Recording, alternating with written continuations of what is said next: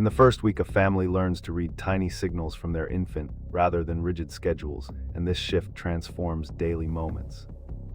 A digital diary records feeding cues, naps, and wakeful smiles, helping parents tailor routines that fit their baby's tempo. They introduce a soft play space and calm routines that honor the baby's explorations without overstimulation.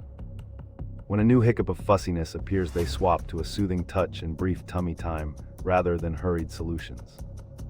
This evolving method centers trust, communication, and patient learning for both baby and caregivers.